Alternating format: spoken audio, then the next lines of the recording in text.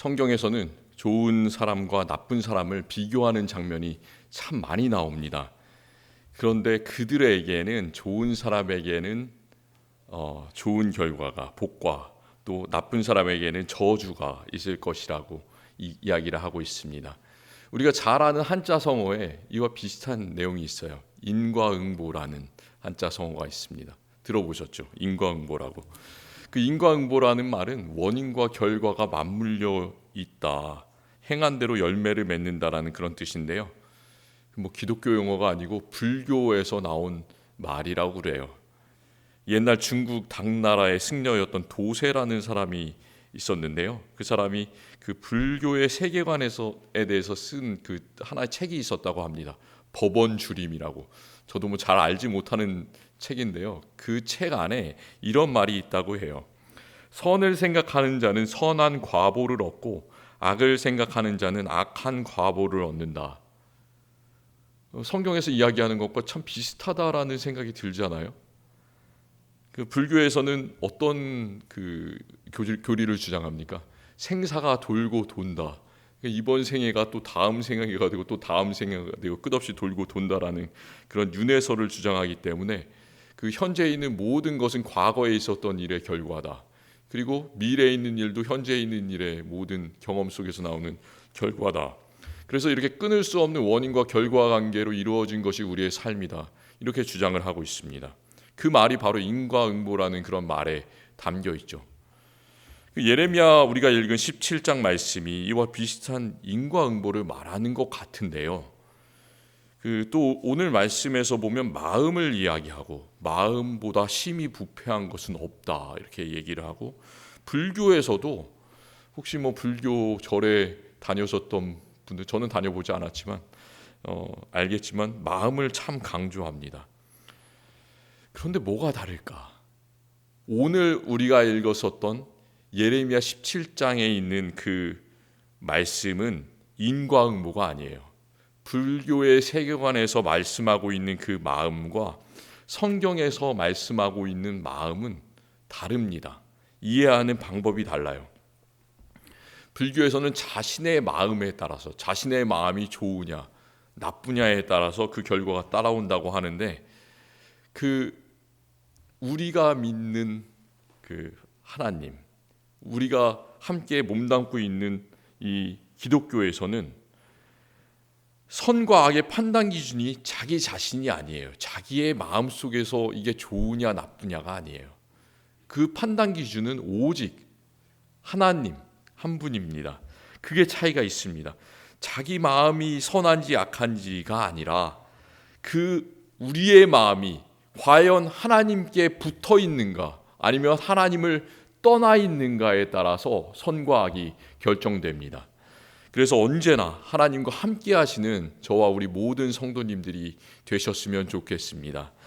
우리 오늘 읽은 5절 말씀에서는 무릇 사람을 믿으며 육신으로 그의 힘을 삼고 마음이 여호와께서 떠난 그 사람은 저주를 받을 것이라 말씀하고 있습니다.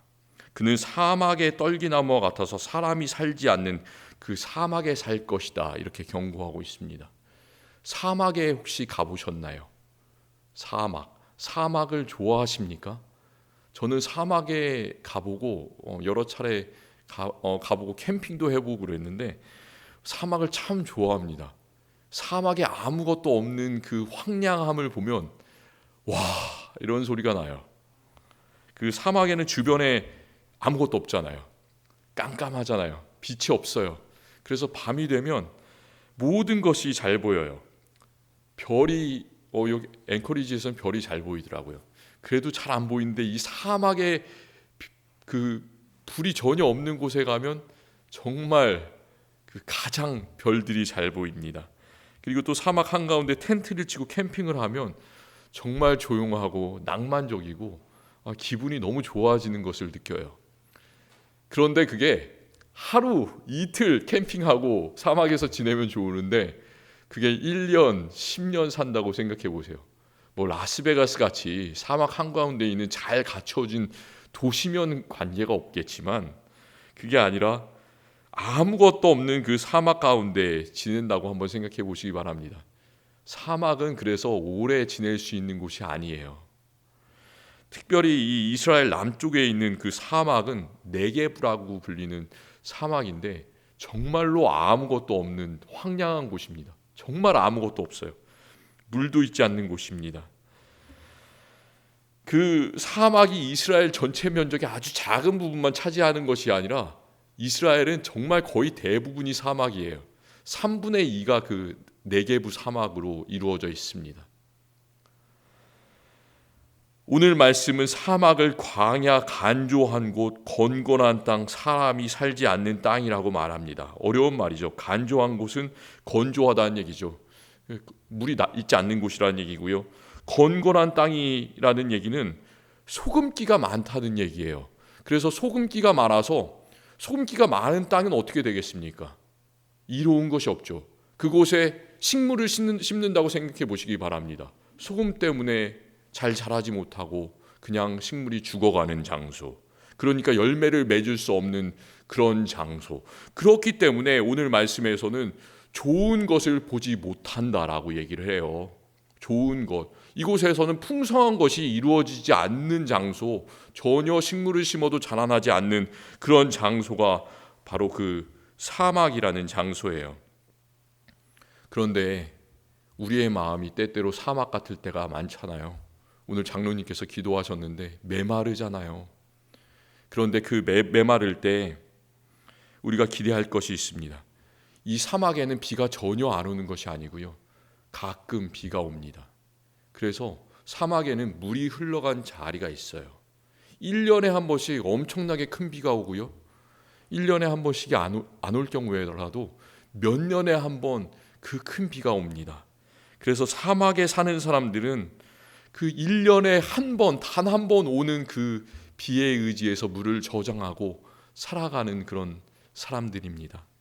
만약에 우리의 마음이 이렇게 메말랐다면 하나님께서 주시는 그 은혜의 비를 간구하시기 바랍니다. 우리의 삶이 사막의 건조한 곳, 메마른 곳에 있더라도 하나님의 은혜의 단비는 우리의 마음을 완전히 변화시킴을 믿으시기 바랍니다. 그래서 오늘 말씀 7절은 이야기합니다. 그러나 무릇 여호와를 의지하며 여호와를 의뢰하는 그 사람은 복을 받을 것이라. 여호와를 의지하며 한 번만 말하는 것이 아니라 여호와를 의지하며 여호와를 의뢰하는 그 사람 큰 복을 받을 것이라고 말씀하고 있습니다. 이 말씀을 읽으면 우리는 시편 1편에 있는 복 있는 사람은 악인의 꾀를 쫓지 아니하며, 이 말씀이 기억이 나죠.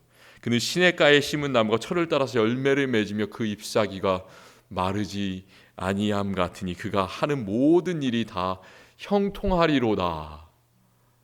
오늘 이 말씀을 선포한 예레미야는 이 시편의 1편에 나오는 그 구절을 이미 알고 있었던 것 같아요.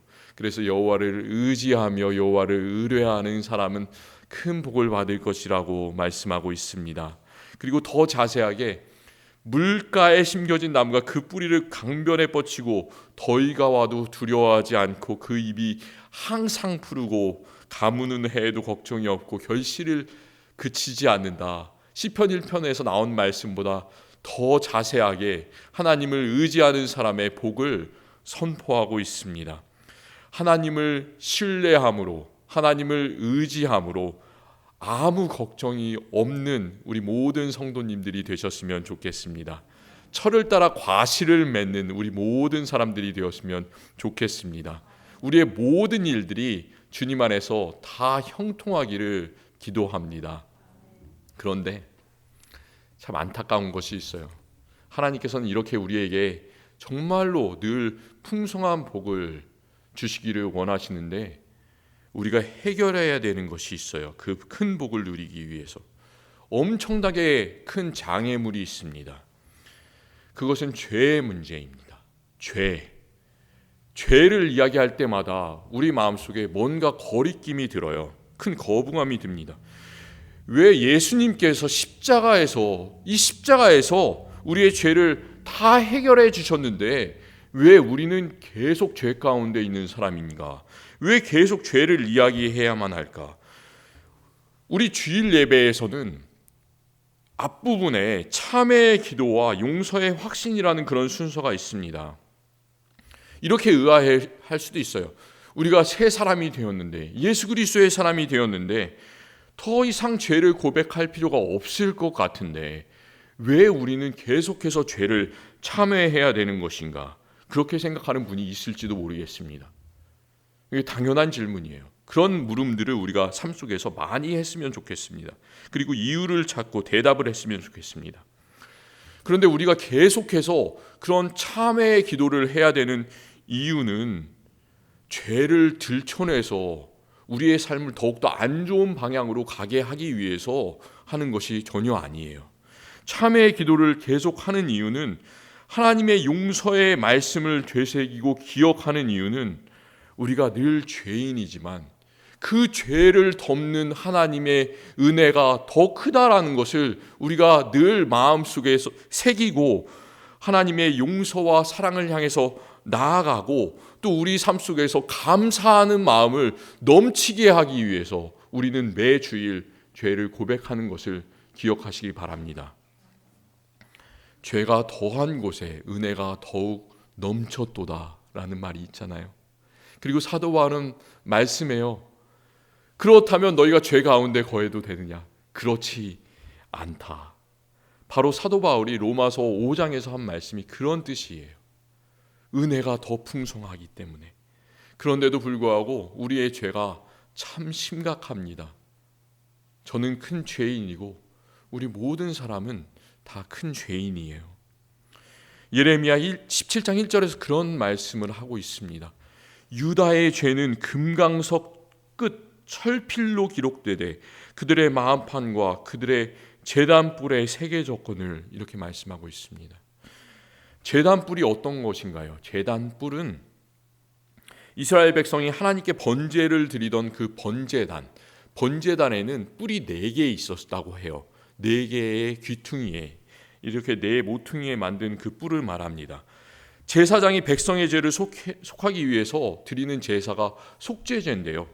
그 속죄제를 드릴 때 그는 제물의 피를 각 그 4 뿔에 발라야 했다고 합니다. 그리고 또 어떤 사람이 제단 뿔을 잡는 경우도 있었어요. 그 중에 가장 유명한 경우가 솔로몬에게 반역하면서 왕이 되려고 했던 아도니아, 이제 왕이 될 수가 없게 되자 제단 뿔을 잡았다고 해요.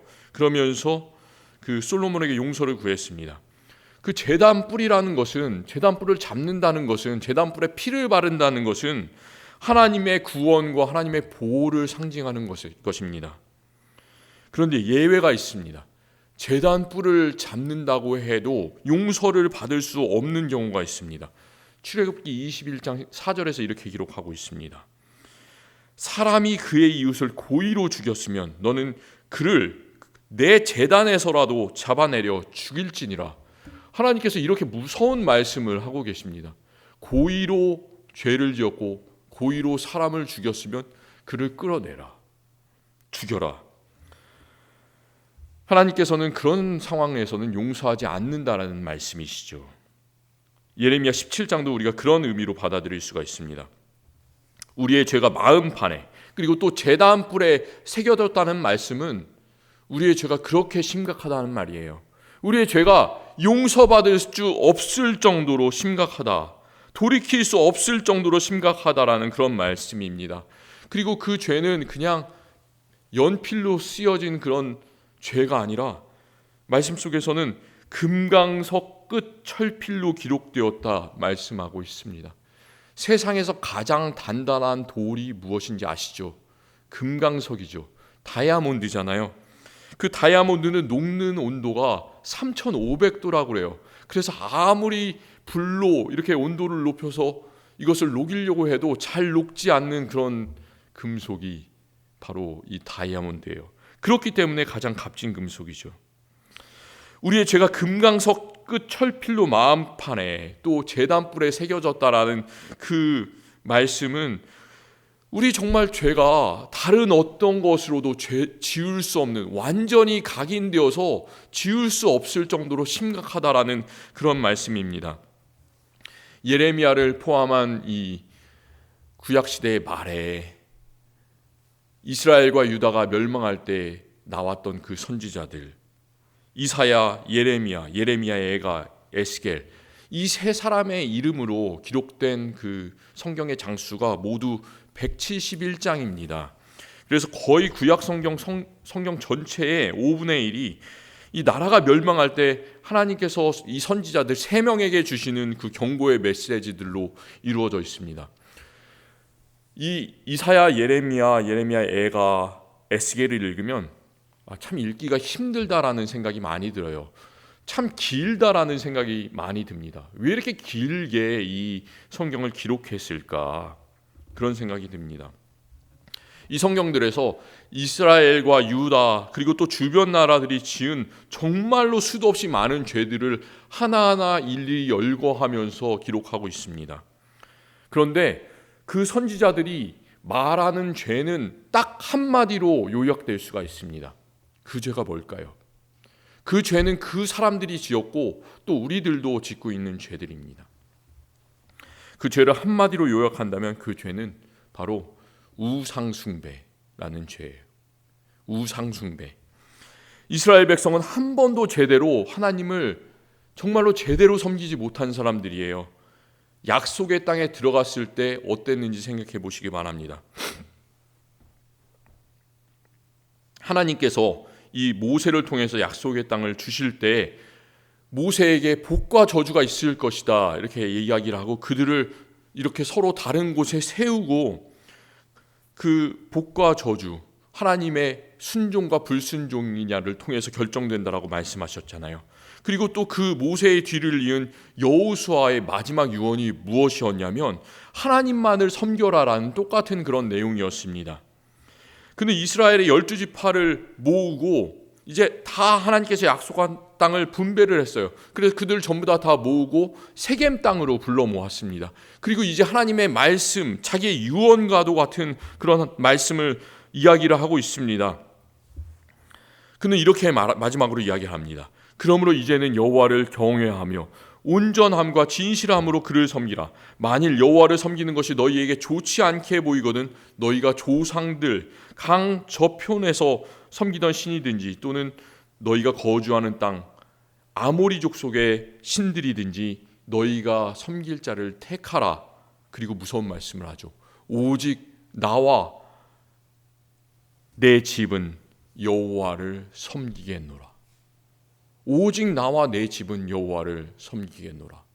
여호수아의 유언이었어요. 그 유언을 들은 이스라엘 백성들은 어떻게 대답했을까요?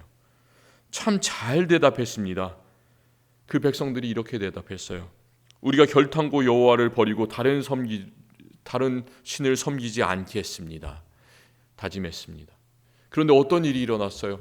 여호수아가 죽고 이제 곧바로 사사들이 섬기던 시대가 되자 다시 혼란스러운 그런 시대가 되었습니다. 그들은 이방 민족과 어울려 살았고 또 이방 민족이 그 땅 가운데 사는데 쫓아내지 못했고 그들이 섬기던 이방 신들을 계속해서 섬겨 나갔습니다. 이스라엘과 유다 역사 전체에서 그들은 하나님을 섬기는 동시에 가나안 족속들이 섬기던 신들을 같이 섬겼습니다. 바알과 아세라, 풍요의 신들이에요. 그것들을 섬겼어요. 혼합주의가 그들의 마음속에 정말 깊숙이 자리 잡고 있었습니다.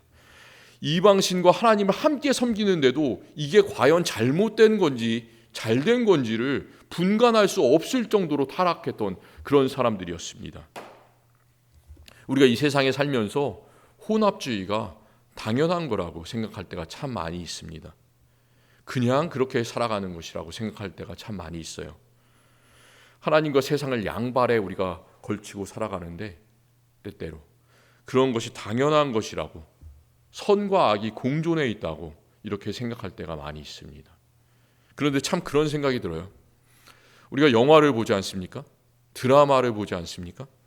그런데 영화나 드라마를 보면은 그 주인공과 또 주인공 반대편에 있는 주인공을 대항하는 그 뭐라 그러나요?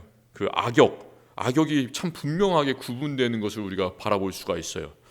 그 악역을 보면 참 한 대 이렇게 때려주고 싶을 때가 있잖아요. 어떻게 이렇게 나쁜 짓만 골라서 하는가? 우리는 항상 주인공 편인데 어떻게 그렇게 나쁜 말만 골라서 하는지, 이렇게 나쁜 행동만 골라서 하는지, 내가 한 대 가서 때려줬으면 좋겠다, 막 이런 마음이 듭니다.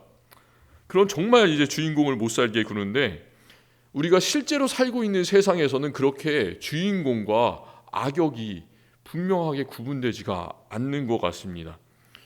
내 주변에 여러 사람이 있는데요, 그 사람들을 잘 보면 때때로 나에게 정말로 잘못 대하는 사람이 있는데 다른 사람에게는 또 잘해주는 그런 사람입니다. 그리고 이 사람이 좋은 면이 있으면 또 나쁜 면이 있어요. 선한 면이 있으면 악한 면도 있고 그렇습니다. 그래서 우리가 어떻게 이 사람이 착한 사람인지 나쁜 사람인지 구별할 수가 없어요. 내 자신도 내 자신의 마음을 잘 모를 때가 참 많습니다. 내 가족도 모르고 나도 모르고, 그런데 다른 사람이 누가 알겠습니까? 그래서 오늘 9절 말씀이 이렇게 말씀하고 있는데요, 만물보다 거짓되고 심히 부패한 것은 마음이라 누가 능히 이를 알리오마는. 사람은 사람의 마음을 알 수가 없다라는 뜻이죠. 그렇기 때문에 우리는 이렇게 쉽게 생각할 수가 있습니다. 좋은 게 좋은 거야 라고. 세상이 흘러가는 대로, 그냥 시간이 흘러가는 대로 그것에 따라 살면 시간이 그냥 해결해 준다, 이렇게 생각하면서 살아갈 때가 참 많이 있습니다. 그런데 우리는 두려워해야 돼요. 세상에는 모든 다른 사람들은 우리의 마음을 읽을 수가 없지만 우리의 마음을 읽을 수 있는 분이 딱 한 분 계십니다. 우리는 그분에게만 묻고 그분에게만 의지해야 합니다. 그분은 바로 우리를 지으시고 우리를 이끌어 가시는 하나님 한 분이십니다. 우리는 선악을 구분할 수 없어도 하나님 한 분만은 우리의 마음을 정확하게 알고 정확하게 읽고 계십니다. 우리의 마음이 세상으로 향해 가고 있는지, 우리의 마음이 하나님을 향해 가고 있는지 하나님은 알고 계십니다. 그래서 오늘 10절 말씀은 나 여호와는 심장을 살피며 폐부를 시험하고 각각 그의 행위와 그의 행실대로 보응하라니, 하나님께서 이렇게 말씀하고 계십니다. 우리는 때때로 이스라엘 백성 같아요. 이스라엘 백성같이 하나님을 믿는 것이 옳은지 이방신을 섬기는 것이 옳은지 알지 못할 때가 많이 있습니다. 같이 섬기더라도 그것을 잘못됐다고 생각하지 못할 때가 참 많습니다. 하나님을 믿긴 믿는데 하나님을 적당히 믿을 때가 많이 있습니다. 주일에는 예배하고 크리스찬으로 살아가는데 다른 날에는 세상과 어울려서 살아가는 우리들입니다. 세상 사람들과 똑같은 방식으로 살아가는 사람들이에요. 그런 모습들을 우리가 보면서 내가 왜 이럴까? 그렇게 신앙에 좌절을 할 때가 많이 있습니다. 그런데 그것은 우리의 문제뿐만이 아니라 믿음의 선진들의 문제이기도 했어요. 주님 안에서 거듭난 사도 바울, 그가 탄식했잖아요. 오호라, 나는 곤고한 사람이라. 이 사망의 몸에서 누가 나를 건져내랴. 그 사도 바울의 고백과 탄식이 바로 저의 탄식이고 우리 모두의 탄식입니다. 그 안에서 죄의 법이 그리스도의 법과 싸우고 있다고, 심각한 죄가 있다고 그렇게 했습니다. 그런데 우리가 할 일은, 그런 불쌍한 우리가 할 일은 이제 그리스도 안에서 하나님께서 주신 은혜에 깊이 감사하며 그것을 누리는 일이에요. 이렇게 기쁨으로 살아가는 일과 동시에 또 우리가 함께 해야 될 일은 우리 안에 있는 죄의 문제가 얼마나 심각한지를 우리가 뼈저리게 깨닫고 하나님 앞에 우리의 죄를 하나하나 정말로 심각하게 고백하고 내려놓아야 합니다. 예수님은 이렇게 말씀하셨어요. 나더러 주여 주여 하는 자마다 다 천국에 들어가는 것이 아니다. 다만 하늘에 계신 내 아버지의 뜻대로 행하는 자라야 들어가리라 말씀하셨습니다. 이 말씀을 하실 때 예수님의 주변에 있던 사람들의 반응은 놀랐다라고 이야기를 하고 있어요. 왜 놀랐을까요? 그 사람들이 왜 놀랐을까요? 그것은 그의 가르치심이 권위 있는 자와 같고 서기관들과 같이 앉기 때문이라 이렇게 성경은 말씀하고 있습니다. 서기관들이 이런 사람들이에요. 성경을 잘 아는 사람, 율법에 대해서 누구보다 잘 아는 사람, 잘 가르치는 사람, 말 잘하는 사람. 그런데 이 사람들은 할 수 없는 것이 있었습니다. 권위가 없었어요. 이 사람들은 다른 사람의 행동을 변화시킬 수 없었습니다.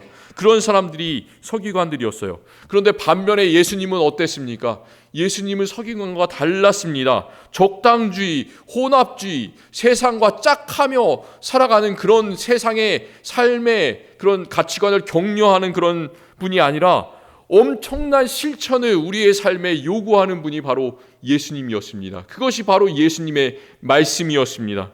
그렇기 때문에 그 주변에 있는 사람은 다 놀랄 수밖에 없었습니다.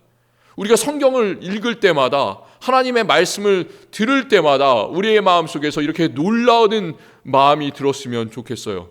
그런 원더가 일어났으면 좋겠습니다. 하나님께서 정말 놀라우신 분이라는 것을 깨닫고 탄식하면서 우리가 하나님께로 돌아오는 그런 3,000명이 베드로의 말씀을 듣고 변화되고 회개하는 그런 역사들이 우리의 삶 속 깊은 곳에서 일어났으면 좋겠습니다. 그렇기 때문에 이런 말씀은, 예수님의 말씀은 귀에 달콤한 말이 아니라 정말로 이 세상 사람들이, 예수님의 주변에 몰려들었던 많은 사람들이, 서기관들이 가장 듣기 싫어했던 그런 말씀이었습니다.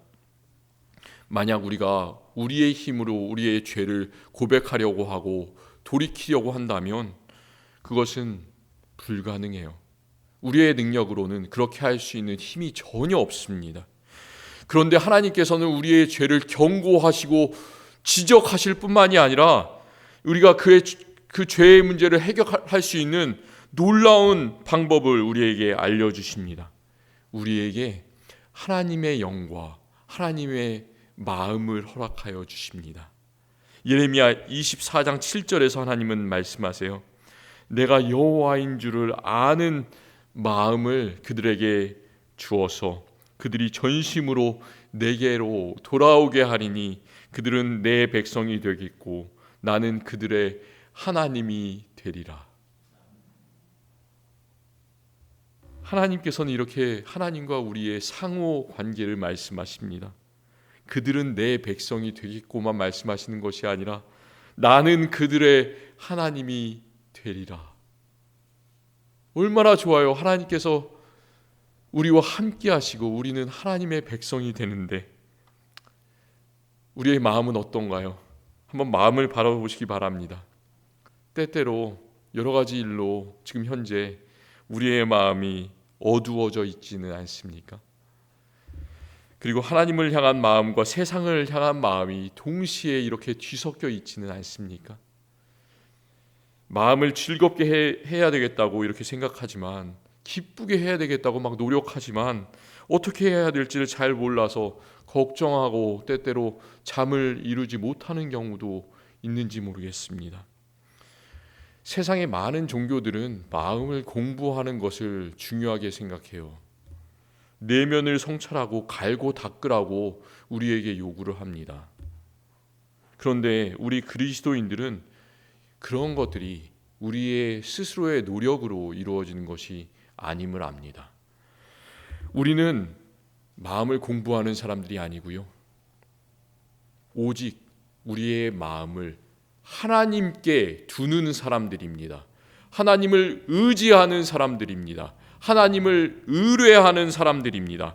모든 것에서 하나님을 전적으로 의지하고 하나님을 믿는 신뢰, 그것을 언제나 우리의 마음속에 두는 사람들이 바로 우리들입니다.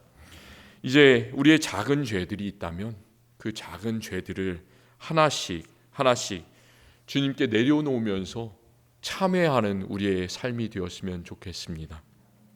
우리가 매 주일 아침에 이 참회의 기도를 드릴 때마다 왜 내가 이것을 해야 되지라고 생각하지 마시고 정말 우리에게 주신 하나님의 은혜가 우리의 죄보다 더 크구나 감사하는 마음으로 그 죄들을 하나하나 하나님께 고백하는 우리들이 되었으면 좋겠습니다.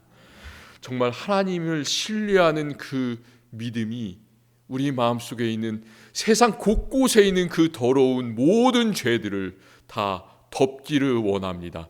우리의 죄들은 금강석 끝 철필로 쓰여진 그 죄들보다 더 심각하지만 하나님의 은혜는 그것을 충분히 덮고 지워주시는 것을 믿으시기 바랍니다. 우리의 길들을 하나님께 물으며 또 우리가 물은 길들은 주저하지 말고 신뢰하면서 나아가는 우리들이 되었으면 좋겠습니다. 오직 예수 그리스도의 십자가만이 우리의 모든 삶을 지배하는 저와 여러분의 삶이 되었으면 좋겠습니다. 그렇게 살아가는 우리들에게 하나님께서는 가장 좋은 것을 주실 줄을 믿습니다. 하나님께서는 새 영과 하나님을 아는 새로운 마음을 주심을 믿습니다. 새 마음을 가진 우리들에게 주어진 길이 무엇일까요? 그것은 복된 길입니다. 은혜의 길입니다. 승리의 길입니다. 가장 좋은 하나님을 바라보는 영광의 길입니다. 또 그것은 풍성한 예배의 삶입니다. 기도하겠습니다.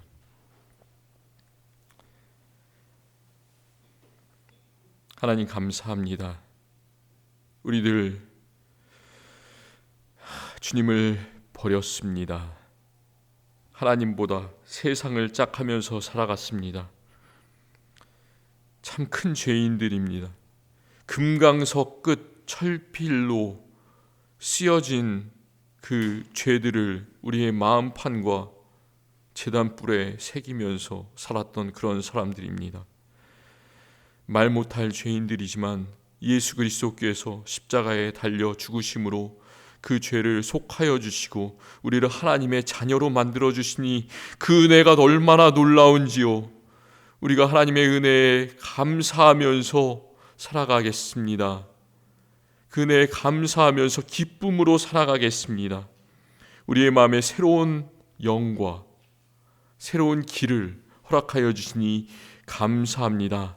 우리가 살아가는 우리 평생의 삶 동안 하나님을 의뢰하며 우리의 마음속에 하나님을 향한 신뢰의 마음을 가지고 기쁨으로 승리로 살아가는 우리들 되겠습니다. 인도하여 주옵소서. 예수 그리스도의 이름으로 기도드립니다. 아멘.